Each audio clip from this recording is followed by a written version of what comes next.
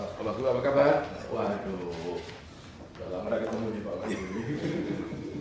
Dia pakai jas mau ke Paripurna. Oh, Bapak Paripurna ya? Sekuku 5 kali macam ini semua anak di video itu.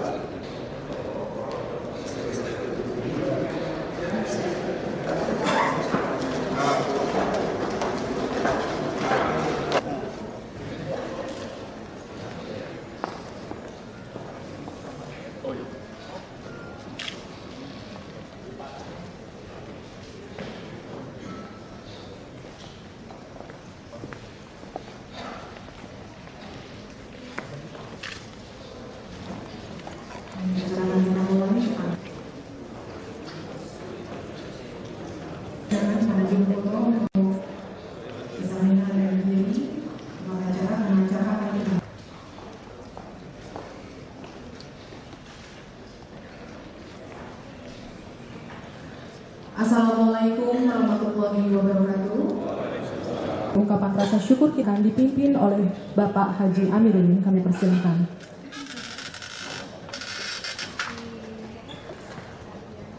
Bismillahirrahmanirrahim. Alhamdulillahi rabbil alamin. Wassalatu wassalamu ala ashrafil anbiya'i wal mursalin. Sayyidina wa habibina wa syafi'ina wa maulana Muhammadin wa ala alihi wa sahbihi ajma'in. Allahumma ya Allah, pemilik setiap pujian dan sanjungan, kami bersyukur kehadirat-Mu atas segala nikmat dan karunia yang telah Engkau anugerahkan kepada kami. Acara selanjutnya sambutan pembukaan yang akan disampaikan oleh Bapak Wakil Gubernur Provinsi DKI Jakarta. Untuk itu kepada Bapak Basuki Cahayapurnama kami persilahkan.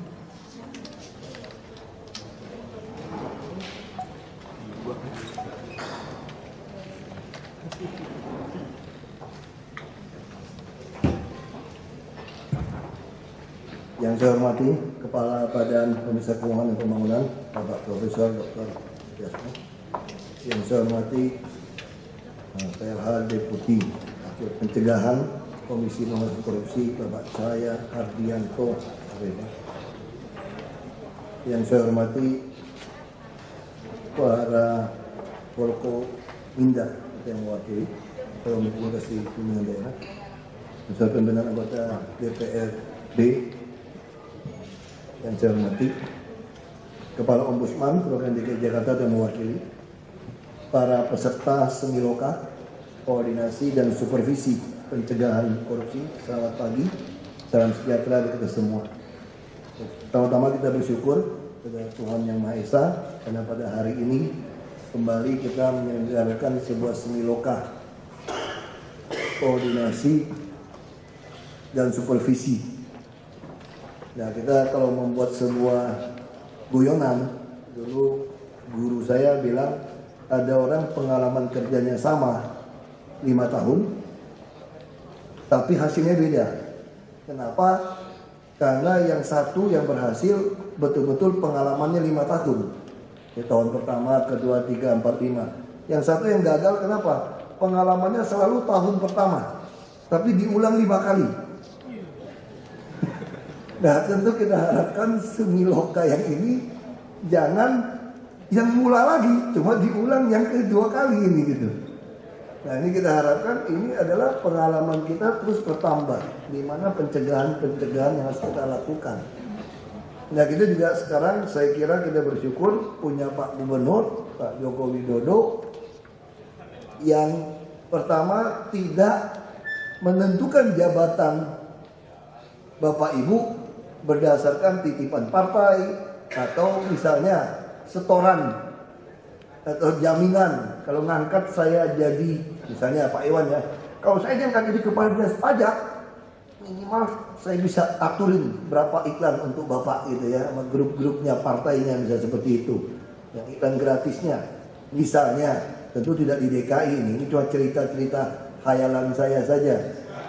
Nah, saya coba menghayal kira-kira gitu kan, atau lomba peruntukan. Sekarang tidak, kita bersyukur. Jadi beliau betul-betul dasarnya hasil tes, hasil pertimbangan itu ditaruh. Jadi kita sudah tidak perlu lagi takut kalau sampai lapor ke siapa. Kalau dulu kan kalau terjadi apa-apa, kita ditekan, kita diperes, kita takut mau lapor ke siapa. Karena misalnya setoran juga, itu yang kita lapor, kita khawatir.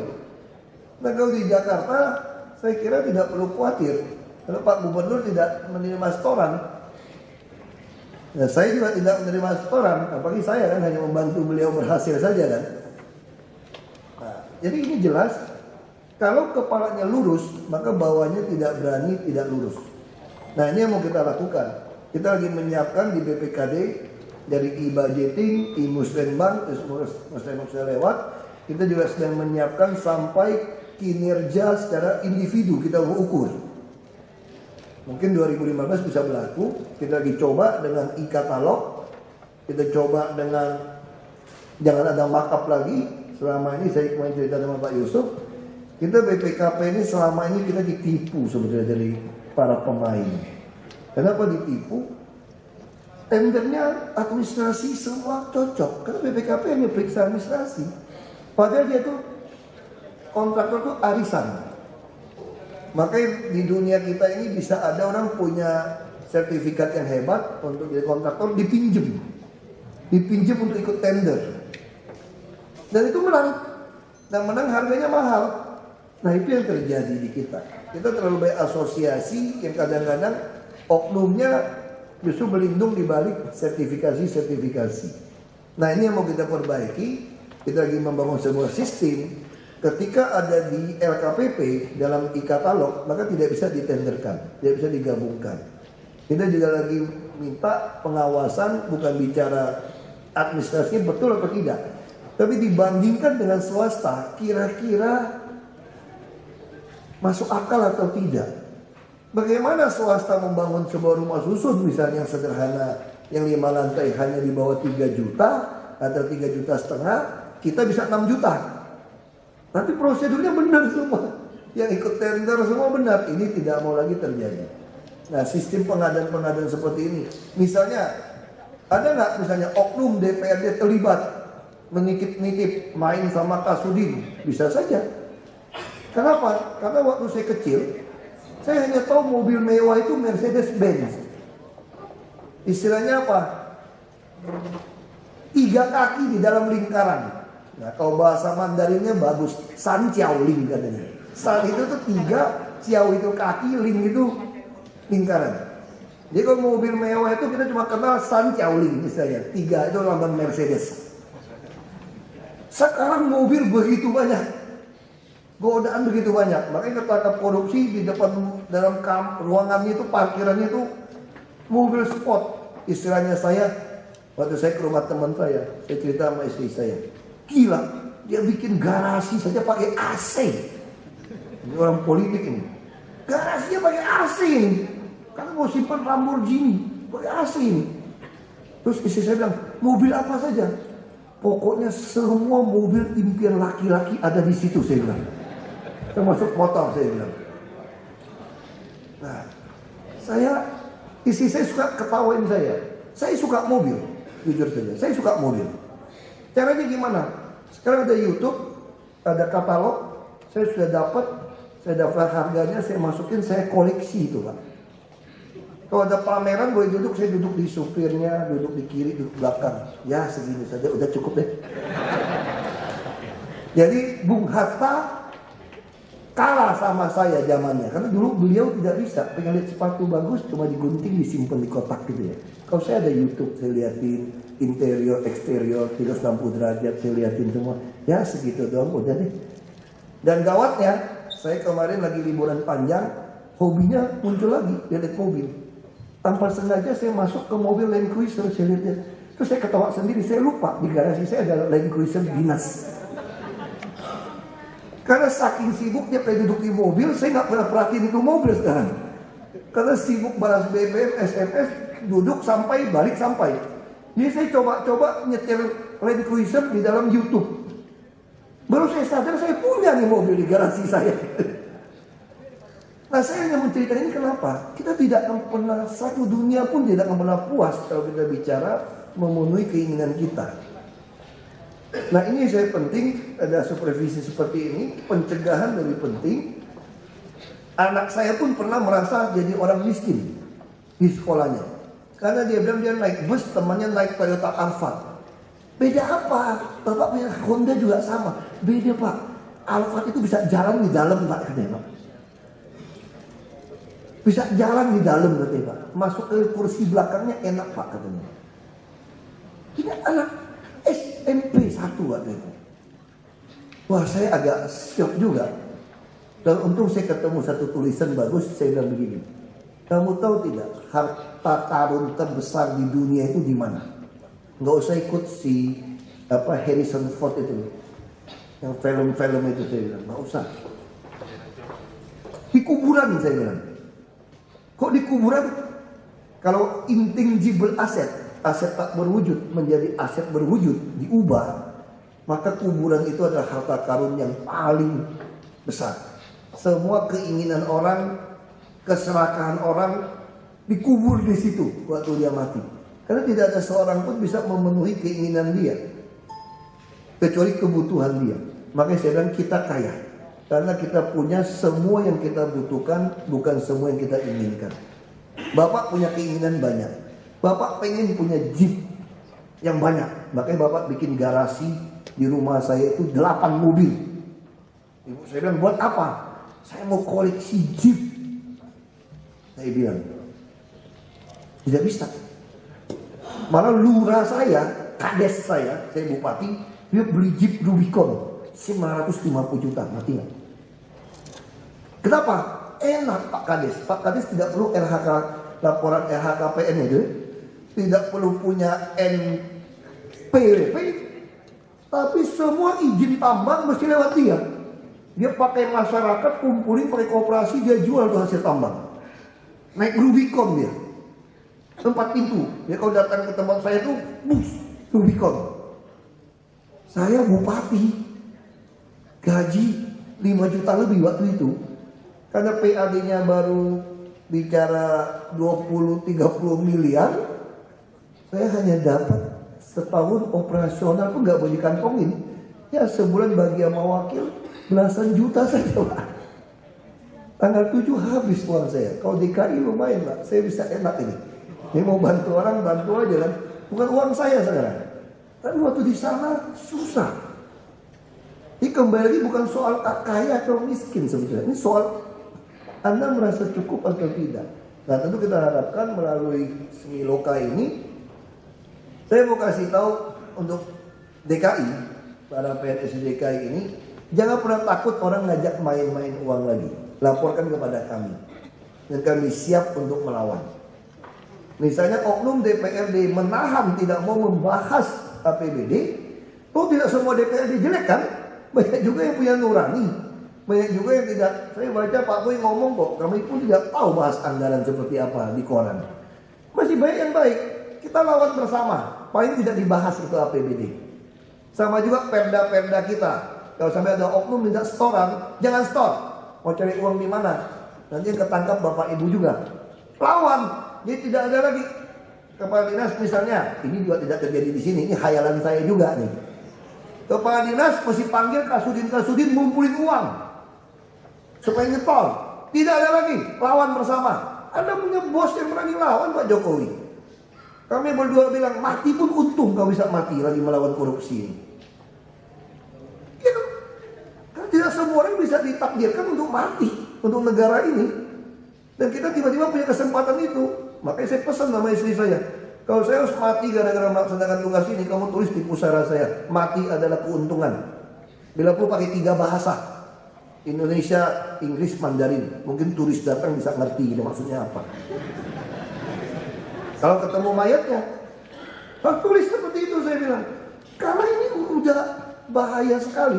Semua mesti ada setoran. Kenapa saya bisa tahu terlalu banyak? Kemarin saya cerita sama Pak Wapres. Pak Wapres kemudian pesawatnya terlambat. Jadi saya ngantar beliau di bandara. Jadi kita ngobrolnya banyak gitu. Jadi ngobrol banyak. Pak Wapres kan saya jadi malu nih ngomong di Oxford soal demokrasi kita nih. Mesti saya koreksi sedikit.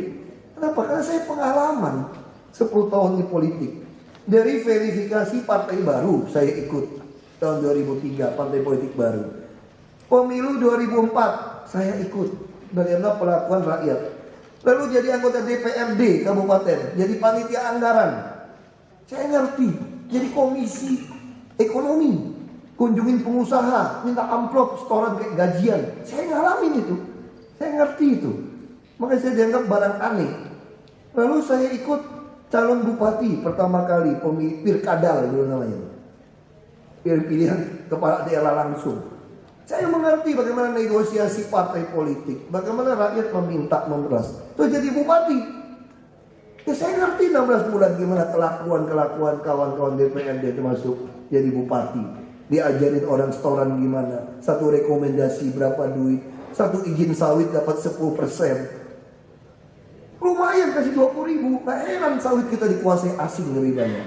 Orang lokal minta dibeli asing kasih 10%. Kalau kasih 20.000 hektar, 2.000 hektar. Ya kipas-kipas.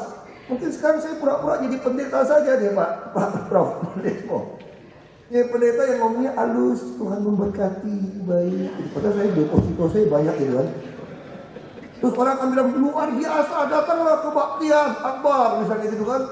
Pendeta Basuki, mantan bupati yang sangat rendah hati, diberkati Tuhan karena datang khotbah bawa Lamborghini, kira-kira gitu kan. Karena saya tiap bulan bisa beli itu mobil. Tapi hari ini dunia kita seperti ini. Tiba-tiba orang menghargai orang seperti itu. Tapi kalau begitu selesai bupati naik bajai, pengusaha bisa ledek gitu di pesawat. Tuh rasain tuh, sok. Naik bajai kan sekarang kan, anak istri kan, sombong. Mau jadi apa? Nggak ada kesempatan lagi udah lewat. Saya digituin orang waktu saya berhenti bupati. Saya nyalon gubernur. Nah dia nggak pernah berpikir sekarang adik saya jadi bupati. Makanya saya bilang kita bahas dendam bang sekarang. Kita sikat ini orang ajar katanya. Pengusaha yang brengsek katanya. Kasih izin dia jual jutaan dolar itu izin. Sekarang kita hajar kata adik saya. Saya bilang persoalannya kamu tahu nggak beda dia sama kita di mana? Dia jadi pengusaha tidak ada sumpah-sumpah jabatan itu sialnya sih. Kita ini disumpah pakai kitab suci. Walaupun kita tidak tahu juga ini kitab suci benar apa salah kita kira-kira gitu. Tapi kita percaya masalahnya itu masalah kita, saya bilang. Bapak kita sudah meninggal tidak pernah kembali kasih tahu kita kan. Neraka surga tuh bohong itu kira-kira gitu. Nggak ada itu, bebas. Nggak ada kasih tahu kita. Tapi kita percaya, nggak boleh diubah nih kitab suci. Nah, saya bilang sama ibu saya, itulah sialnya kita sekarang. Kalau Anda mau bilang sial. Tapi sebetulnya ini bukan sial. Ini satu kebanggaan buat kita. Kita mempunyai jabatan yang disumpah. Mati pun kita rela sekarang. Karena ini satu hal yang membanggakan. Bapak kita nggak punya uang, anak-anak selesai semua, bagus. Berantem sana sini, kita tidak kekurangan, kenapa kita takut? Makanya adik saya selalu kalau ketemu saya sekarang, kalau saya ngeluh, dia bilang, pikir-pikir bang kita udah puluhan ribu kali lipat lebih baik daripada dulu. Dulu kita mesti bayar hutang. Sekarang kita nolong orang miskin nggak pakai uang kita. Kita seneng sekarang. Kalau soal duit, nah kita kerja sama orang, tuh nggak terlalu miskin juga kita sekarang. Harga tanah juga banyak naik. Gak terlalu miskin. Nah saya sengaja cerita pengalaman pribadi ini. Saya ingin Bapak Ibu, terutama pegawai Pemprov DKI, kita mau terapkan di 2014 anggaran yang betul-betul berbasis kinerja. Tunjangan kinerja daerah yang sudah ada, itu bukan tunjangan kinerja daerah. Itu namanya itu usaha menambah gaji saja itu. Kita tidak mau kurangin.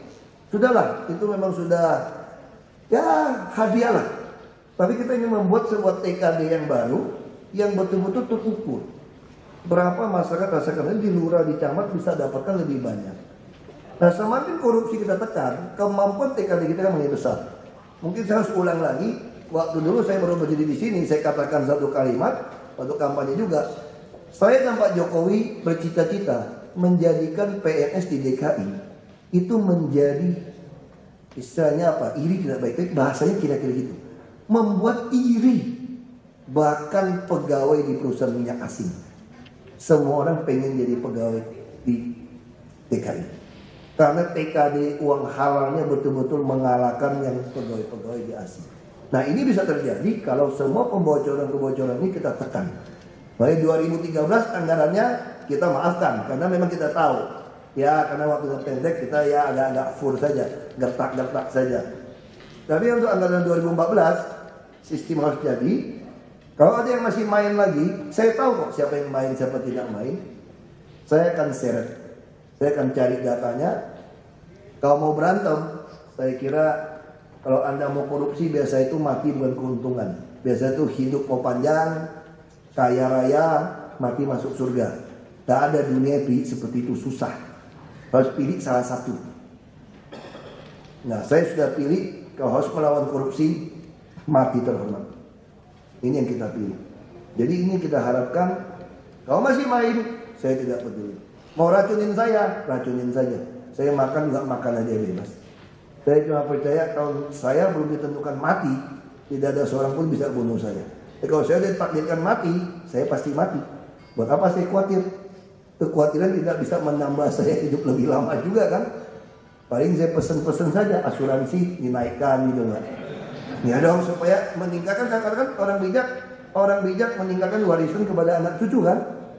Ya waktu saya jadi pejabat, saya sudah panggil bagian asuransi saya, tolong naikin lebih mahal dikit. Ya minimal kau mati 5 miliar lah untuk anak masih cukup lah sekolah. Wah, saya periksa semua tuh. Periksa semua. Kenapa? Karena takut menaikkan asuransi terlalu tinggi. Wah, jadi masalah itu. Tapi ya ini saya mau ceritakan ini semua. Saya ingin sampaikan ke Bapak Ibu, terutama PNS DKI, saya juga manusia biasa. Saya juga punya keinginan. Sama. Kita harus belajar gitu loh. Ini situasi negara ini lagi genting. Pakai jam tangan satu saja kenapa gitu loh. Nah, jam tangan yang bagus sedikit kalau nggak dipakai kan mati, repot juga mau nyetel puter-puter gitu kan. Ya sudah, ngapain banyak jam tangan ganti-ganti. Pakai 2 jam tangan juga agak gila kan kita kan. Nggak mungkin juga kan.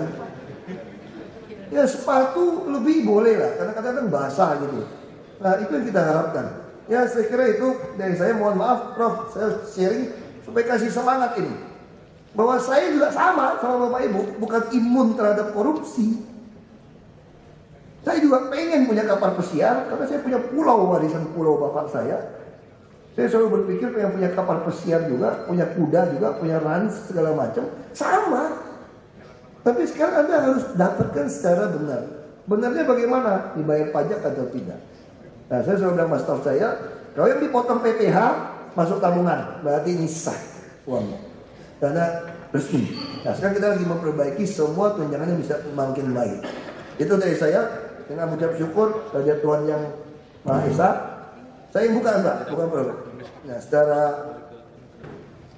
saya buka secara resmi Semiloka Koordinasi dan Supervisi Pencegahan Korupsi di Pemprov DKI 2013.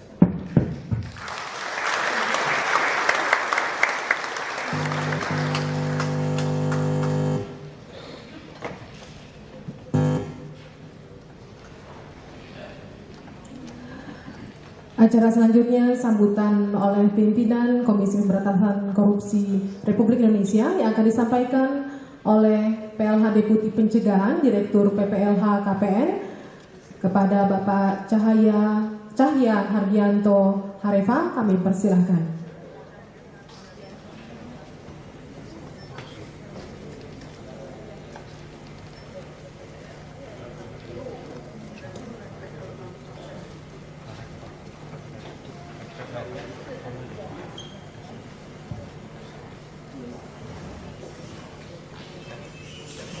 Yang terhormat Pak Gubernur DKI yang dalam hal ini diwakili oleh Pak Wakil Gubernur Pak Basuki Cahayapurnama.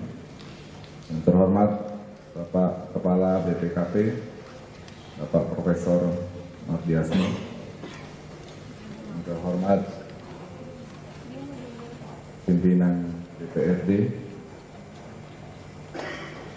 Kepala Perwakilan BPKP DKI Pak Yusuf, Kepala Perwakilan BPK DKI Pak Raja Gugup, Kepala Ombudsman, dan Bapak Ibu sekalian hadirin yang berbahagia. Selamat pagi, salam penuh keberkahan dan pengucapan syukur, salam sejahtera bagi kita sekalian.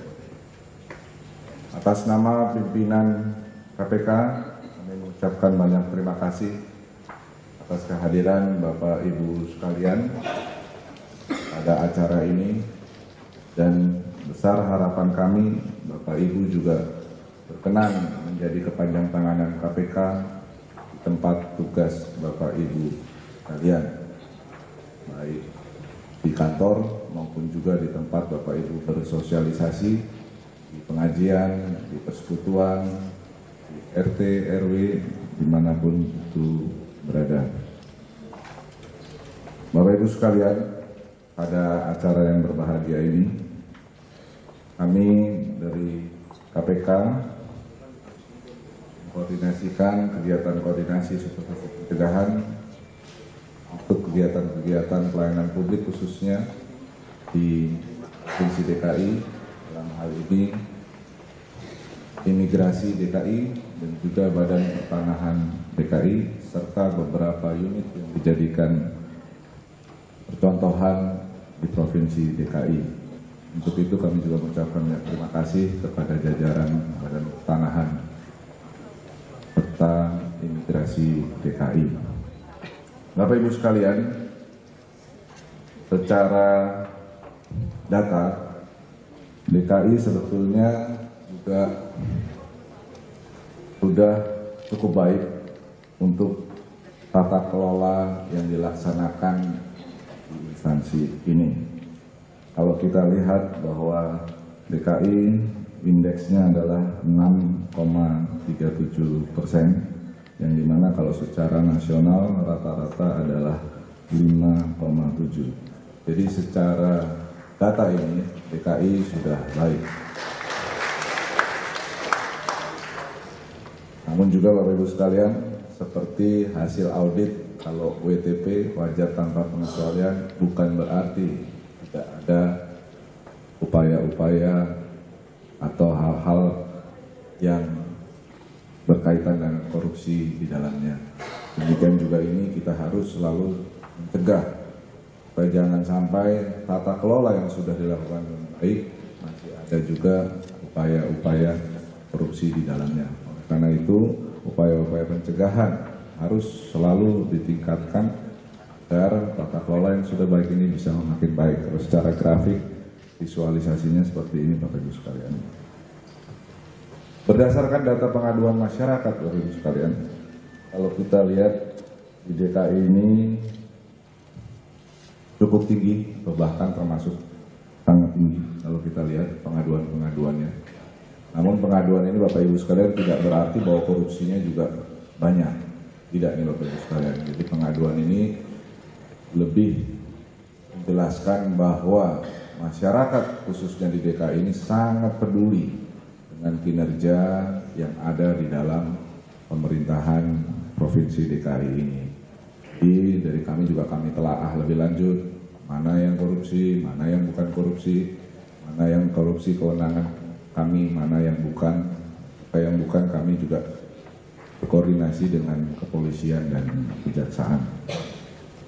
Bapak Ibu sekalian, kalau kita lihat juga dari sisi jenis perkara yang ditangani oleh KPK, kita lihat yang banyak adalah salah penyuapan Bapak Ibu sekalian.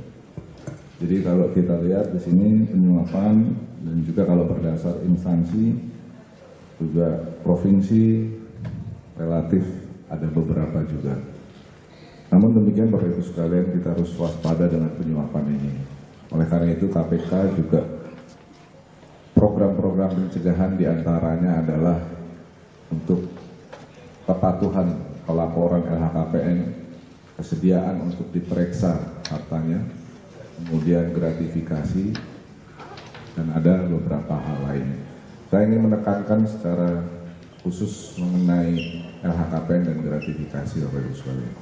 Jadi menjadi pejabat publik atau menjadi pegawai negeri, kita juga harus siap dengan pilihan-pilihan bahwa sejak awal kita sudah tahu bahwa gajinya adalah seperti itu. Jadi jangan dijadikan alasan bahwa wah kalau kerja di swasta gajinya gede, kita bisa dong nggak korupsi. Tapi ini sudah pilihan. Pada saat kita masuk kita sudah pilihan. Dan bahkan juga untuk CPNS saja banyak pengaduan juga ke kami bahwa untuk CPNS saja orang juga rela untuk menyogok atau menyuap puluhan dan bahkan ada posisi tertentu sampai ratusan. Padahal mungkin gaji awalnya 3, 4, atau 5 juta. Jadi hati-hati sekali Bapak Ibu sekalian dalam proses penyuapan ini. Nah, bisa dimulai dari gratifikasi. Oleh karena itu kami sangat senang sekali apabila kami juga bisa memberikan lebih jauh lagi tentang gratifikasi ini. Silahkan kami diundang tanpa biaya Bapak Ibu sekalian. Karena gratifikasi ini kalau kita tidak hati-hati nanti akan menjadi suap menyuap. Tidak hati-hati lagi menjadi pemerasan. Masalahnya di budaya kita ini saling memberi itu hal yang lumrah. Terbatas tertentu saling memberi itu baik. Namun jangan lupa koruptor itu atau orang-orang jahat itu atau yang punya etika tidak baik bisa mendompleng segala cara, termasuk dalam gratifikasi yang sebetulnya saling memberi yang baik di dalam budaya kita. Dengan kedok tanpa pamrih, dengan kedok tidak ada niat apa-apa, tapi sebetulnya disusupi itu suatu saat nanti akan tagih. Jadi hati-hati sekali Bapak Ibu sekalian untuk gratifikasi ini, yang nantinya kalau kebiasaan kita gaji kita segini, karena ada gratifikasi kita jadi segini, pola hidup kita akhirnya naik. Ya, tadinya naik motor, kemudian kredit mobil, kemudian mobil tadi seperti Pak Wagub katakan nggak cukup dengan misalnya Avanza atau Kijang, inginnya Alphard dan seterusnya, itu bisa membahayakan. Kalau tadi Pak Wagub mengatakan bahwa anak satu SMP yang kebetulan dari keluarga beliau sendiri sudah ingin punya keinginan juga naik Alphard, Bapak Ibu sekalian, dalam meeting dengan salah satu LSM anti korupsi mengatakan bahwa ada penelitian bahwa anak SMP saja Bapak Ibu sekarang kalau ditanya cita-citanya, ada yang mengatakan ingin jadi koruptor. Ini menyedihkan Bapak Ibu sekalian. Kenapa? Karena dia lihat di TV koruptor yang ditangkap masih bisa senyum sana sini, bisa dadah-dadah, bisa terkenal. Jadi ini sangat mengkhawatirkan. Anak SMP saja juga jadi pengen cita-cita menjadi koruptor karena bisa masuk TV, terkenal, hidupnya enak, hartanya banyak. Jadi Bapak Ibu sekalian, inilah keprihatinan kita bersama. Inilah tugas kita bersama bagaimana supaya kita tidak terjebak dalam keinginan-keinginan yang tanpa batas tadi. Kalau kita tidak mengendalikan diri kita sendiri, itu akan fatal ke depannya. Karena siapa yang bisa menjamin seperti tadi disampaikan bahwa mungkin contohnya saja misalnya di KPK, kami dalam rekrutmen faktor integritas itu menjadi yang sangat penting. Kalau di assess itu kita integritas itu yang paling tinggi, yang menentukan orang bisa direkrut atau tidak untuk masuk KPK. Tapi siapa yang menjamin bahwa teman-teman saya dan termasuk saya besok atau lusa atau minggu depan, bulan depan juga tetap bisa berintegritas dengan baik. Kalau saya dan kawan-kawan tidak menjaga integritas, tidak saling mengingatkan. Itulah gunanya program-program pengendalian gratifikasi dan juga LHKPN. Misalnya di kantor kami LHKPN itu dipajang 30 hari supaya saling mengingatkan. Anak buah saya juga bisa mengingatkan saya. Loh Pak, kok Bapak tiap hari naik Innova, tapi kok di LHKPN-nya kok nggak ditulis? Itu jadi bentuk salah satu saling mengingatkan juga. Dan mengingatkan juga bahwa harus lapor LHKPN dengan jujur, tidak disembunyikan. Sehingga artinya kita waktu memupuk harta kita tidak dengan dari suap-suap yang tadi itu, gratifikasi yang dianggap suap.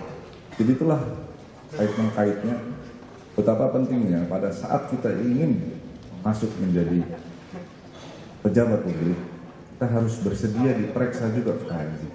Kalau nggak bersedia, jangan jadi pejabat publik. Itulah yang jadi jangan dibolak-balik. Ini yang sedang didorong oleh pimpinan kami juga, bahwa menjadi pejabat publik juga memang harus bersedia transparan dan akuntabel. Tapi Ibu sekalian, kalau kita lihat juga dari data pelaku, dari duta besar, komisioner, gubernur, wakil gubernur, ini banyak yang kita tanggung. Yang sedihnya lagi, yang katanya wakil Tuhan di dunia ini, yaitu hakim Bapak Ibu sekalian, juga jangan. Artinya apa? Seperti tadi disampaikan oleh Pak Wakil Gubernur, kita semua tidak ada yang kebal untuk saya. Kita harus juga menjaga diri kita, saling membantu, saling menjaga, mengingatkan seperti tadi disampaikan oleh pembawa doa, bahwa kita harus menjaga diri kita. Kita harus aktif juga dalam kegiatan-kegiatan keagamaan yang kita anut. Jangan sampai kita mudah terlena oleh godaan-godaan yang semakin dahsyat sekarang ini. Karena memang tidak mudah Bapak Ibu sekalian.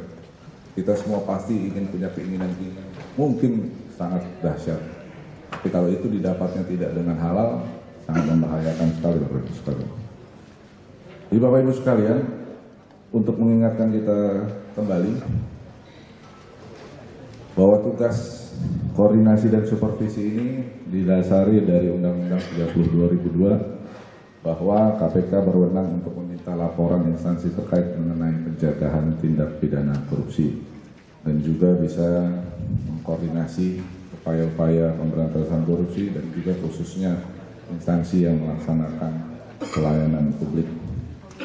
Kemudian mengenai ruang lingkup proses pencegahan tahun 2013 ini Bapak Ibu sekalian nanti akan dijelaskan oleh tim koordinasi supervisi di mana KPK bekerja sama juga dengan BPKP.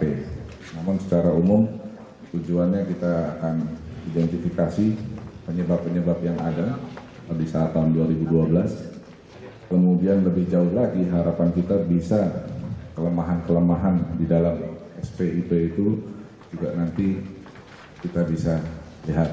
Jadi kita dorong terus untuk diterapkanlah SPIP di dalam Pemprov DKI ini yang akhirnya bisa menurunkan potensi tindak pidana korupsi. Jadi Bapak Ibu sekalian, kita juga berharap dalam pokok pembahasan Seninlaka ini yang nanti akan disampaikan oleh tim Korsup pencegahan para KPK dan BPKP yang terkait dengan penganggaran, kemudian juga terkait dengan PBJ, kemudian ketahanan pangan, potensi pendapatan, dan pertanahan, serta juga hal-hal lain yang dipandang penting termasuk imigrasi. Nah ini di sini yang saya ingin tekankan Bapak Ibu sekalian bahwa secara nasional jadi harapannya jangan sampai terjadi di sini ataupun juga di daerah lain yang pernah saya review juga, kita datang, kita lihat adalah misalnya contoh dalam penganggaran sering masih tidak tepat jadwal. Dan juga proses-proses penganggarannya masih ada juga di tengah-tengahnya masuk pada item-item yang mungkin tidak dibahas dari awal. Kemudian dari proses pengadaan barang dan jasa, penyusunan dari HTS-nya juga tidak dengan baik ataupun pelaksanaan tendernya walaupun sudah elektronik, tetapi juga masih ada upaya-upaya untuk membuat itu secara arisan. Kemudian dari sisi pelayanan publik, jangan sampai juga misalnya contoh kalau di pertanahan ataupun imigrasi, petugas-petugasnya tidak pakai seragam, tidak pakai ID dengan jelas. Karena di beberapa daerah yang kami kunjungi, masih ada juga orang-orang yang bisa masuk-masuk ke dalam. Itu harus dihindari. Karena apa sih urusannya masuk ke dalam? Itulah yang harus kita batasi. Bahkan salah satu kantor pertanahan di Indonesia ini ada yang karena waktu kita Korsup tahun 2012 kemarin freeze, tapi beberapa saat kemudian dimintain lagi oleh oknum-oknum di situ, terutama kepada kantor-kantor notaris. Dan lebih dahsyatnya lagi bukan dimintain ke depannya saja, tapi dimintain yang itu loh Pak Bu, yang dulu pada saat ada KPK kan kita nggak dapet, tolong dong dikasih lagi. Jadi ini Bapak Ibu sekalian sangat ironi betul. Mudah-mudahan tidak terjadi di KPI ini.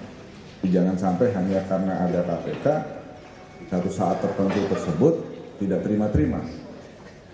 Tetapi begitu KPK-nya nggak ada, mulai minta-minta lagi, terima-terima lagi, dan bahkan menagih yang saat dulu saya nggak terima itu loh, tolong diberikan juga. Inilah Bapak Ibu ironi yang ada, dan ini seharusnya juga memacu kita lebih dahsyat lagi upaya-upaya untuk pencegahan ini jangan sampai itu masih terjadi. Karena sangat disayangkan sekali kalau masih juga terjadi seperti itu. Jadi juga jangan sampai misalnya contoh masih terima-terima uang juga. Kalau Bapak Ibu ikut berita kan, bahkan sudah upaya represif Bapak Ibu sekalian. Kita tangkap di rumah. Beberapa waktu kemudian masih ada juga yang nekat, masih lakukan hal yang.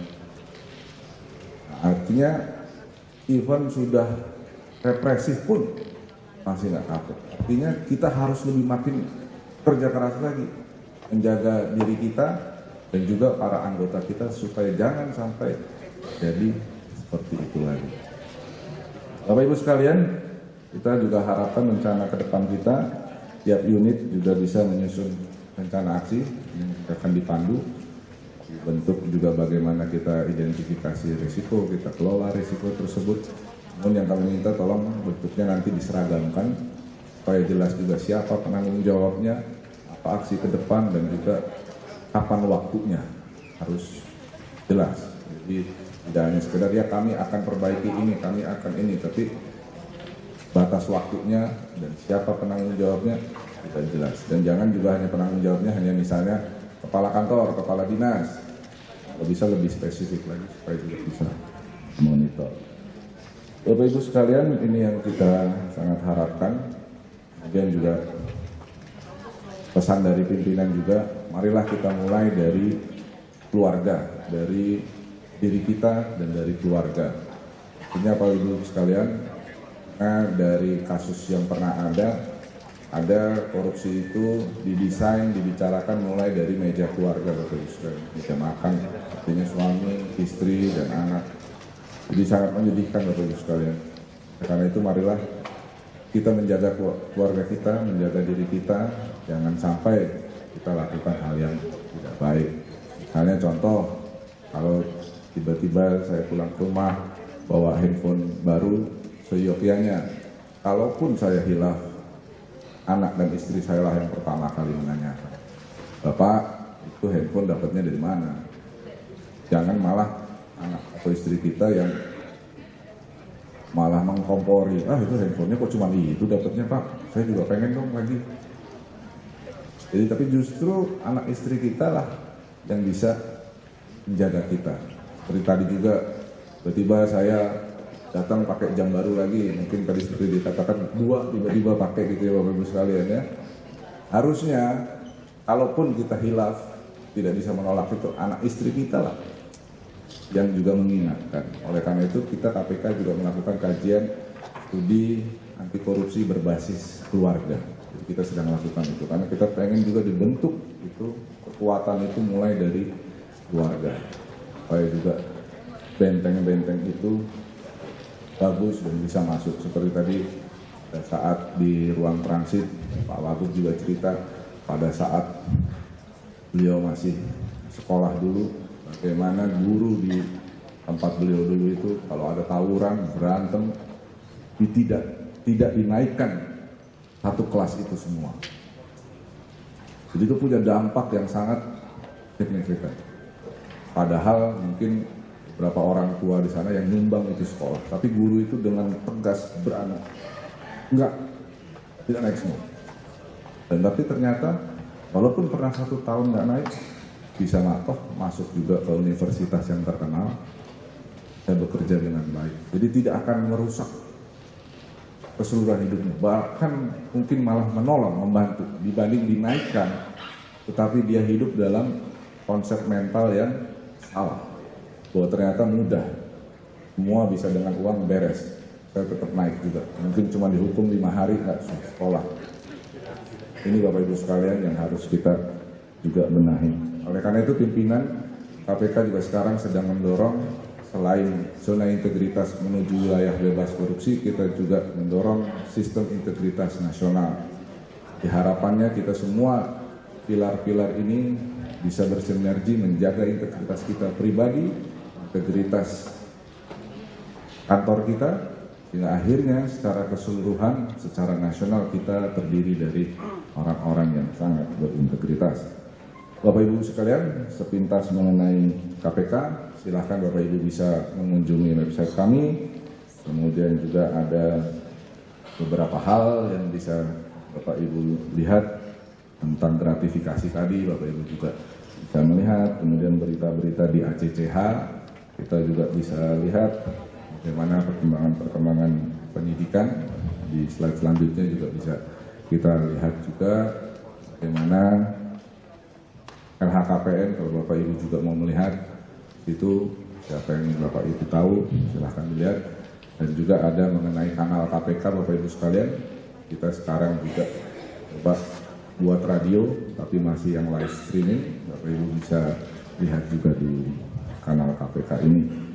Kemudian juga hal-hal lain Bapak Ibu secara spesifik tadi kami tekankan betul tentang gratifikasi ini supaya paham betul, jangan sampai salah juga Bapak Ibu dengan gravitasi.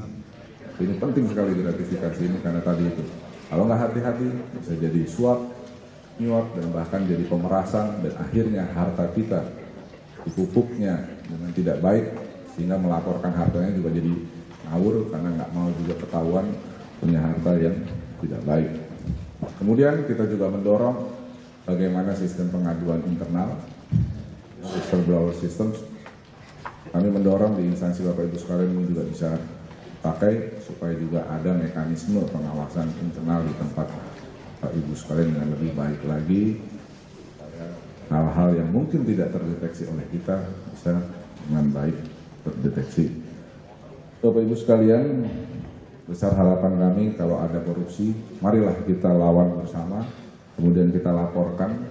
Kami juga berharap Bapak Ibu juga bisa melaporkan, kalau bisa juga dengan agak detail seperti ada bukti-bukti awalnya dan seterusnya, lebih baik. Namun kalau tidak ada petunjuk-petunjuk saja, silahkan juga kami bisa bantu untuk mengusut lebih jauh. Ini bisa sebut nama, bisa juga anonimus tanpa sebut nama, tidak masalah. Bisa juga datang ke tempat kita langsung, silahkan. Kemudian Bapak Ibu sekalian, seperti yang saya sampaikan tadi, ini bisa di-download Bapak Ibu sekalian, gratis semua. Ya. E-modulnya kalau Bapak mau lihat-lihat sendiri dulu, silahkan. Kemudian film-film juga ada di situ, download lah dengan gratis, jangan diperjualbelikan Bapak Ibu sekalian, dibagi gratis dimanapun itu. Kemudian juga tentang film profil KPK, untuk mengingatkan Bapak Ibu sekalian, dan mengakhiri sambutan dari pimpinan ini, kami akan putar film singkat. Mudah-mudahan Bapak Ibu berkenan melihatnya dan menginspirasi kita kembali bahwa perjuangan kita belum selesai Bapak Ibu sekalian. Sekali lagi kami harapkan Bapak Ibu bisa berkenan menjadi kepanjangan tangan KPK. Jadi silahkan Bapak Ibu kita nikmati bersama film ini.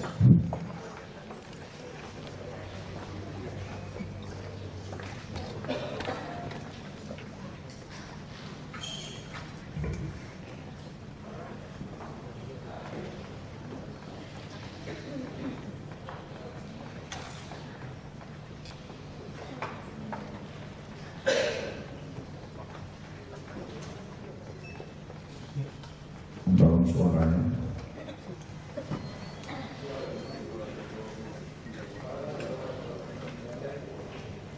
Korupsi kelas kakap, tindak korupsi yang merugikan negara dalam jumlah tak terkira atau dampaknya sangat menyengsarakan masyarakat. Terhadap semua itu, KPK tak pandang bulu. Begitu terendus, semua akan ditindak tegas hingga tuntas. Kemanapun koruptor bersembunyi akan terus dilacak dan dikejar. KPK tidak pernah main-main. Buktinya, hingga kini setiap tersangka yang ditangani KPK selalu diputus bersalah di pengadilan.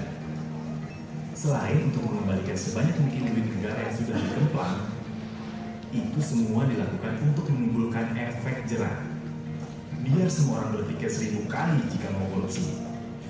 Memang tak boleh ada kata setengah hati dalam memberantas korupsi. Harus agresif, serius, dan tanpa kompromi.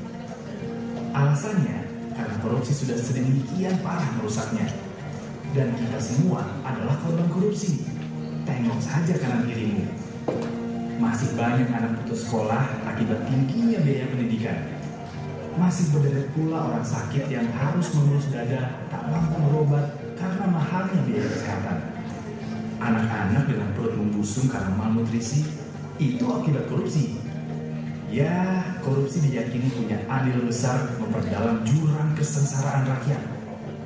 Di sektor sumber daya alam, kong kali kong pengusaha hitam dan pejabat korup makin memiskinkan bangsa ini.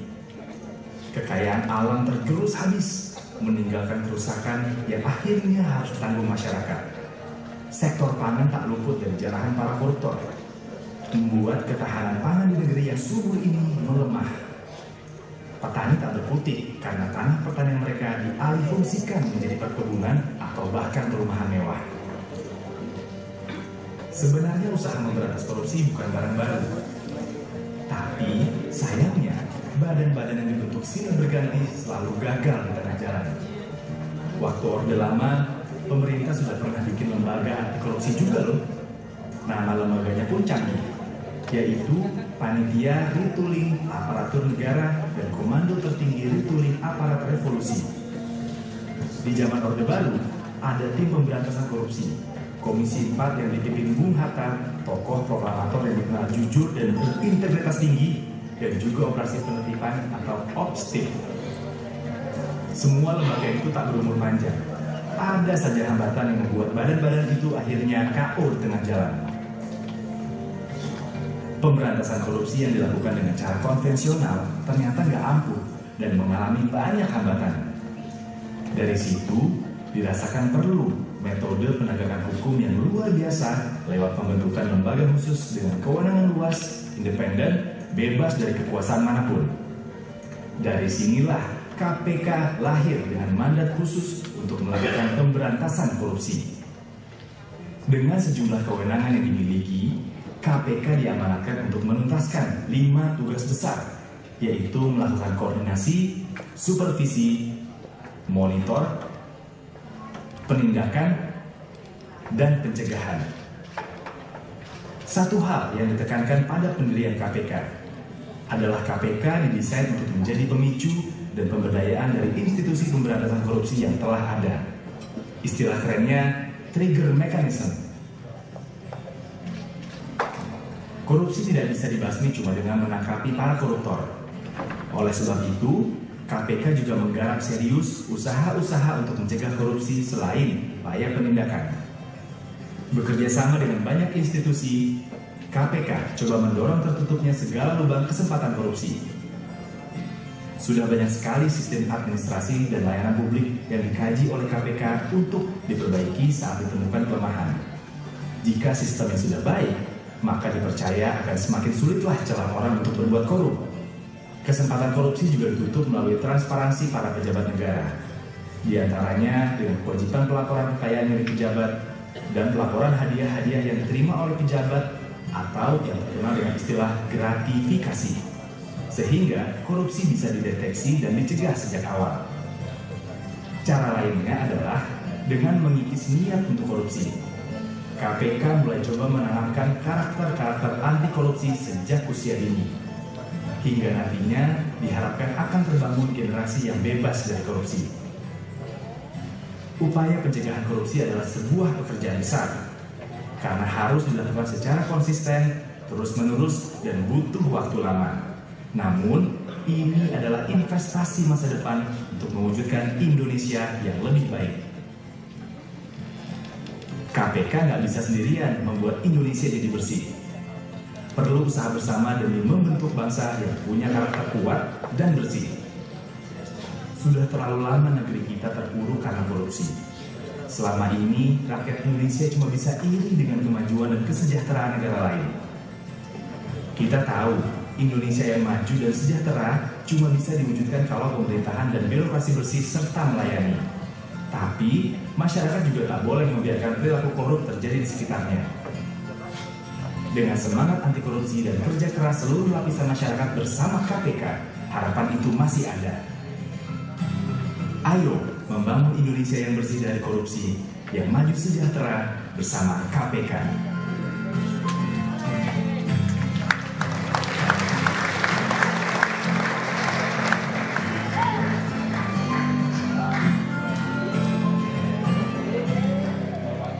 kasih Bapak Ibu sekalian, kiranya bisa mengingatkan kita kembali, dan pada kesempatan ini mengakhiri sambutan dari pimpinan ini, kiranya kami juga boleh mengingatkan kepada kantor imigrasi Jakarta, kepatuhan LHKPN-nya masih 32% belum lapor, tolong digunakan. BPN 90% masih belum lapor, Pemprov DKI masih 52% lagi yang belum lapor ataupun update, jadi form A ataupun update B.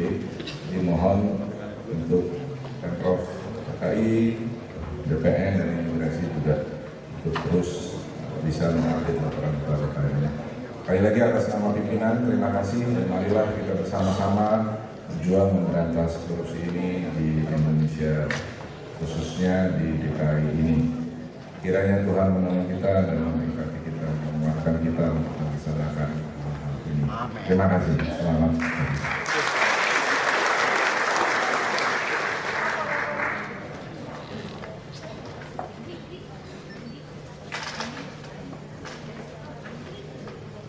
Sambutan yang akan disampaikan oleh Kepala yang akan disampaikan oleh Ketua Badan Pemeriksa Keuangan dan Pembangunan. Kepada yang kami hormati Bapak Profesor Dr. Mardiasmo, kami persilakan.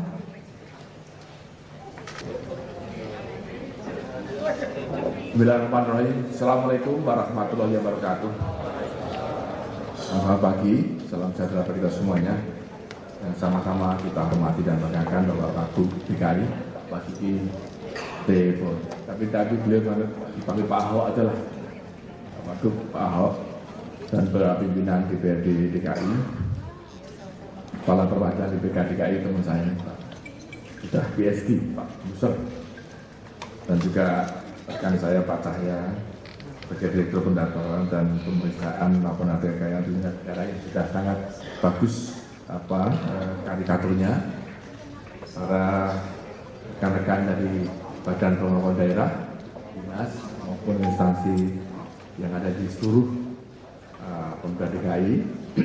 Pertama-tama kita akan bersyukur kepada Allah Subhanahu Wa Taala sebagai Maha Kuasa yang bisa memberikan petunjuk pada kita, dan hidayahnya dan sebuah kesehatan sehingga kita kembali bertemu pada pagi hari ini sampai siang nanti untuk bersama-sama melakukan semiloka, koordinasi dan supervisi pencegahan korupsi.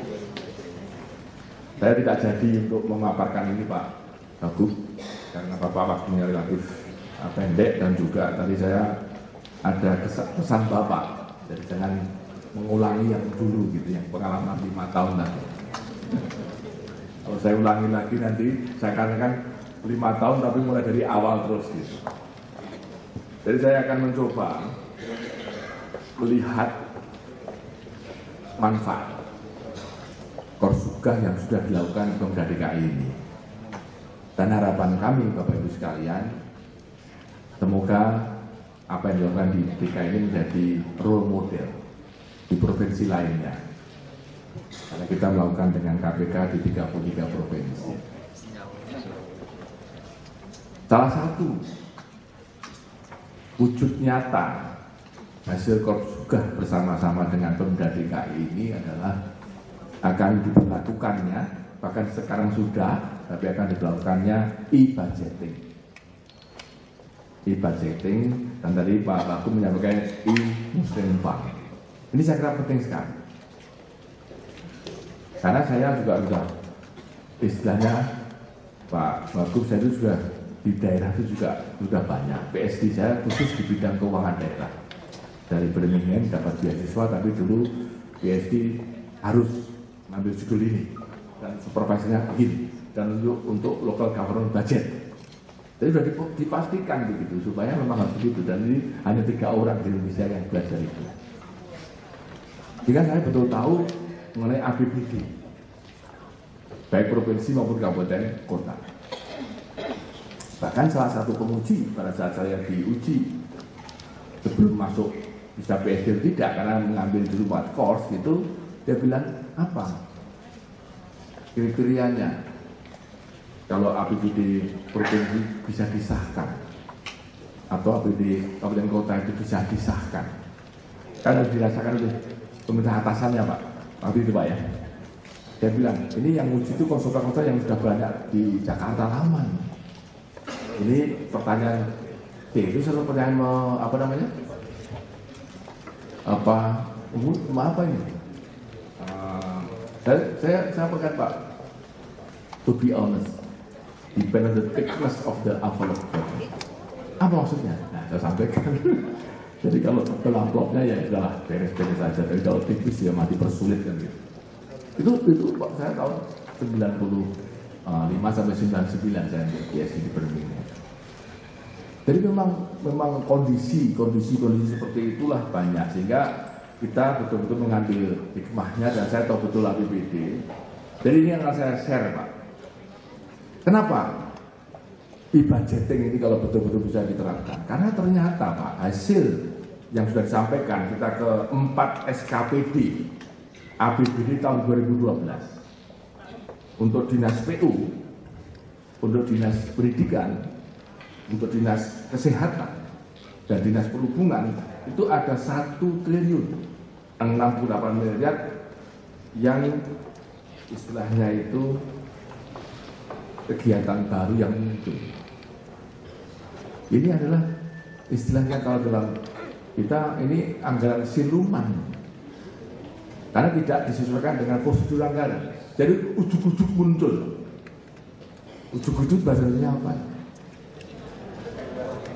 Ya, ujuk-ujuk itu apa bahasa Indonesia Pak Ahok?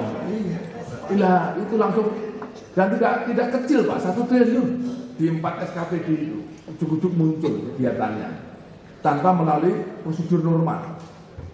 Ini yang masukkan siapa, kok bisa masuk dengan siapa lah, Bapak Ibu bisa lihat lah. Dan ada yang nambah di masing 4 tadi yang nambah nanti Pak Yusuf Kapolres DKI akan mengelaborasi itu 395 M. Itu kalau 1 triliun sampai 3 miliar itu dibelikan dapat bisa untuk renang.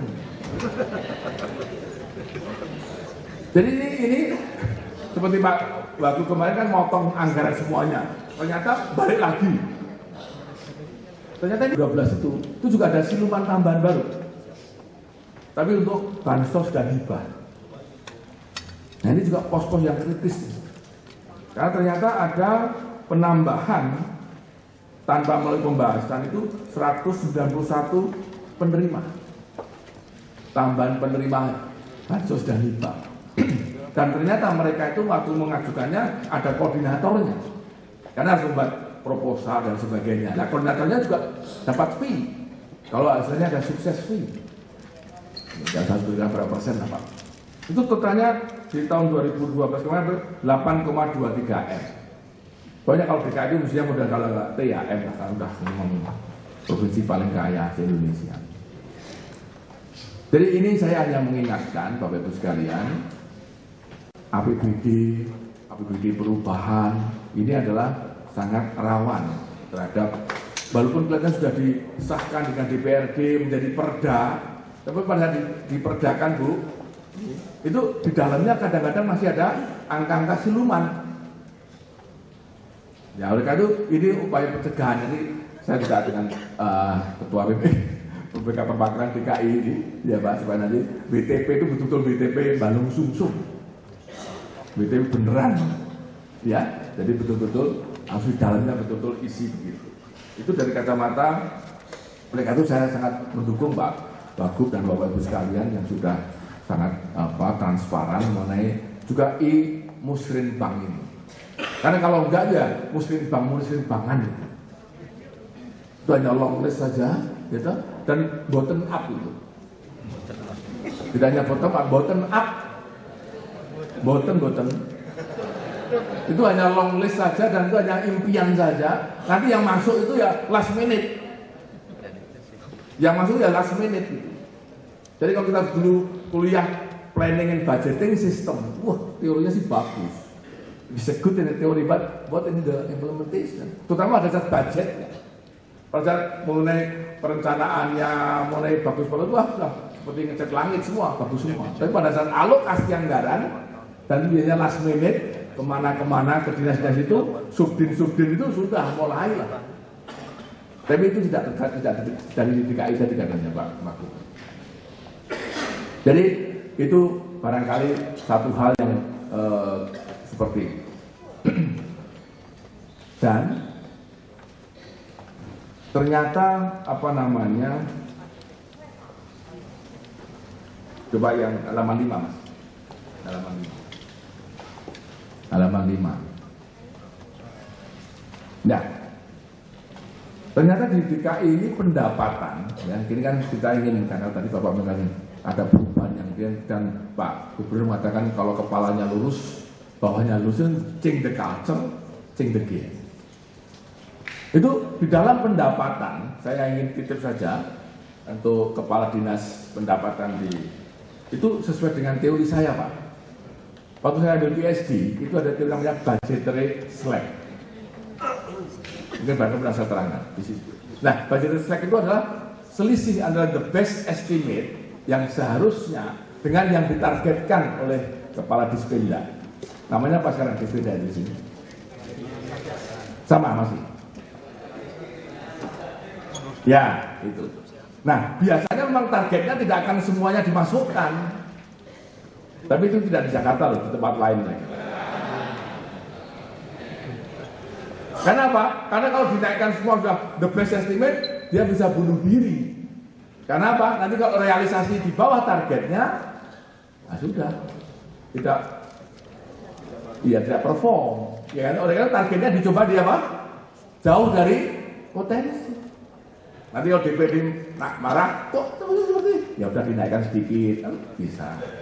Kalau Pak Bagus marah, dinaikkan. Dia juga punya cadangan potensi itu Pak. Jadi Bapak jangan mudah dibodohi saja gitu loh. Itu sesuai dengan teori saya dulu ada. Karena saya waktu itu mau wawancarai hampir 20 provinsi dan kabupaten kota, hampir semuanya begitu. Tapi kebalikannya kalau daerah miskin Pak, kalau daerah miskin justru targetnya dilampaui gitu. Karena seperti kalau orang tuh kecil, pendek itu dia mobilnya besar. Jadi kalau miskin itu inginnya kaya gitu. Ya targetnya sudah tinggi gitu. Tapi kalau seperti DKI yang sudah kaya, targetnya direndahkan. Itu teorinya ada. Nah, mereka tuh bagaimana kita bisa bisa estimate dengan yang tadi itu basisnya makin kecil Pak. Jadi challenging tapi achievable. Itu Pak. Nah ini terjadi Pak. Misalnya contohnya yang, jadi kita juga di PBBKB Pak, pajak bahan bakar kendaraan bermotor. Itu di tahun 2012 menurut teman-teman Korsubga itu ada 199 miliar yang hilang, yang seharusnya bisa masuk potensi. Itu 199 itu kalau kita bulatkan 200 M. Wah itu lumayan kalau dibagi se-Indonesia pegawai DKI lumayan untuk tunjangan kinerja. Itu karena kita tadi terlalu targetnya ada 200 M hilang Pak. Nah ini ada lagi, ini yang ada lagi yang satu ekstensifikasi. Ini barangkali ini saya dengan nanti kita bisa diskusi lebih intens karena saya dapat informasi dari Kaper DKI ada penjualan BBM di lepas pantai yang di Marin Pak. Itu apakah sudah dipungut atau belum dipungut, tapi belum masuk kas daerah. Itu kalau se-Indonesia besar Pak. Kan kalau barang BBM itu kalau yang wajib pungut kan pihak Pertamina atau pihak providernya, tidak harus Pertamina. Kalau namanya itu macam-macam. Ya kan Pak? Itu 5% dipungut, dimasukkan ke kas daerah. Dan itu ada yang apakah sudah dipungut, belum disetor, atau sudah dipungut, belum semuanya disetor, atau tidak pungut, tidak disetor. Nanti kalau boleh akan kita masuk bersama-sama dengan BPKP Pak. Supaya ini ekstensifikasi Pak. Jadi bisa intensifikasi, bisa ekstensifikasi. Kalau pendapatnya makin besar kan, otomatis belanjanya makin bisa lebih besar. Nanti kita bisa joint review dengan inspektorat provinsi. Jadi barangkali cukup besar sehingga kita pertama pendapatnya dinaikkan, bisa potensinya betul-betul tergali semua dan bisa terpungut semuanya, belanjanya bisa betul-betul semuanya ini, ya Pak ya, ini bisa terwujud ini betul, terus ini sudah bagus, maka kita adalah bagus semuanya. Saya kira hanya itu saja. Saya nanti elaborasinya detailnya dari Pak Kabid DKI. Karena Bapak jam 10 ada acara sehingga saya sebentar saja. Ada satu lagi Pak, di luar Korsubda. Ini BPKP mungkin tanggal 1 November atau tanggal 2. Tanggal 1 itu hari apa Pak? Jumat ya. Cuma kita akan itu Pak, akan mendampingi karena tadi kemarin ada permintaan dari perusahaan untuk MRT Pak. PT MRT itu minta surat kepada BPKP DKI untuk international bidding. Ada 97 gerbong MRT nanti. Ada relnya, terus konsultannya itu triliun sekali Pak, triliun banyak. Nah dia minta supaya BPKP mendampingi dengan tools probability audit.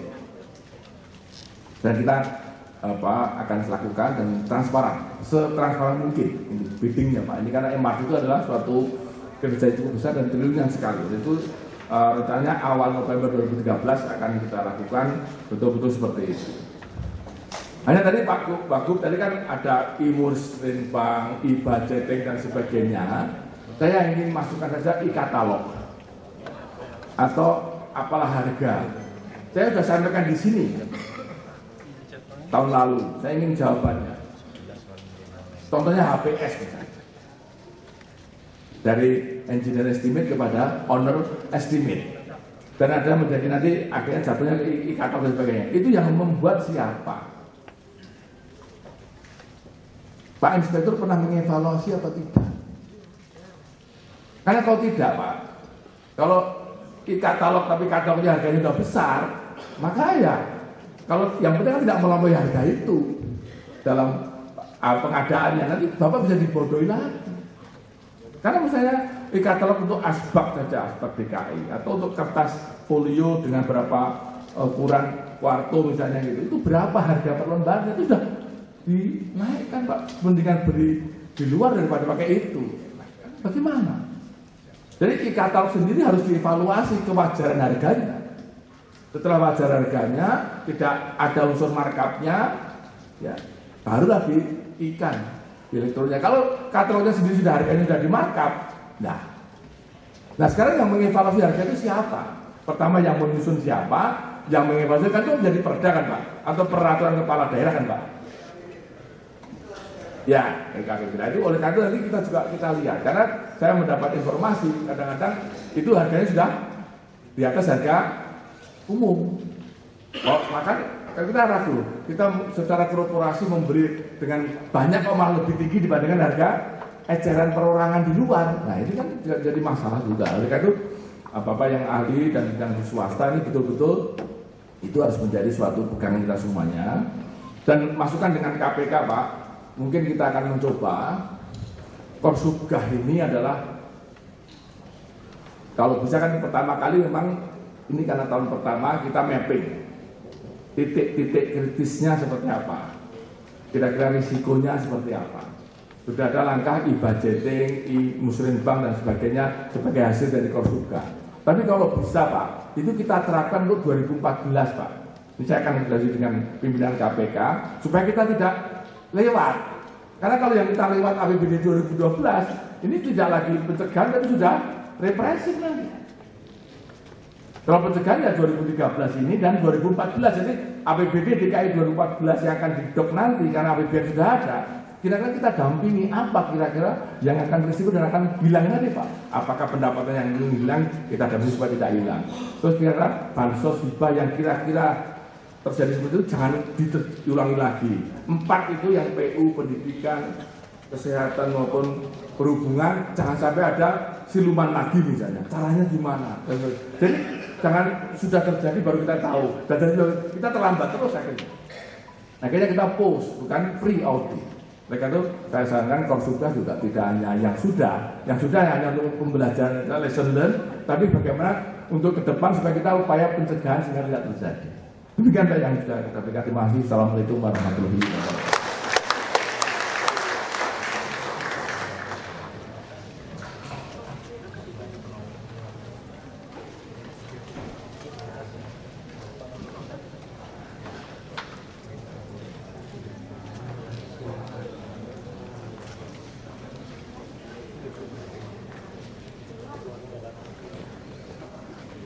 Baiklah Bapak Ibu hadirin undangan yang kami hormati, demikianlah acara pembukaan Semiloka Koordinasi dan Supervisi Pencegahan Korupsi di Provinsi DKI Jakarta pada hari ini, dan acara akan dilanjutkan dengan paparan dan diskusi panel. Untuk paparan yang pertama yaitu paparan hasil korupsi dan pencegahan oleh tim perwakilan BPKP.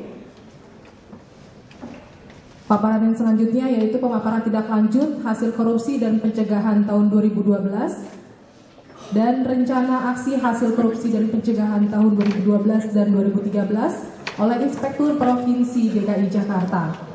Untuk paparan yang ketiga yaitu pemaparan udah dibilang melanggar HAM saya untuk memindahkan orang ke rumah susun. Kalau kemarin sisi barat itu tidak beres karena masalah selatan, tidak mungkin kita bisa melakukan pekerjaan 20% itu. Jadi boleh dikatakan waduk-waduk kita itu, sungai-sungai semua masih diduduki rumah-rumah liar. Selama itu tidak dibersihkan, kita tidak mungkin bisa menyiapkan penanganan banjir. Nah kita minta pengertian warga juga yang tinggal di bantaran untuk segera pindah. Bukan kami melanggar HAM, tapi Anda yang melanggar HAM-nya orang sebetulnya. Nah, ada yang sudah mengerti, dia minta kita sediakan rumah susun, dia mau pindah. Nah, kami bangun rumah susun kan butuh waktu. Sampai sekarang kita lagi bangun. Jadi proses itu kita lakukan bicara banjir.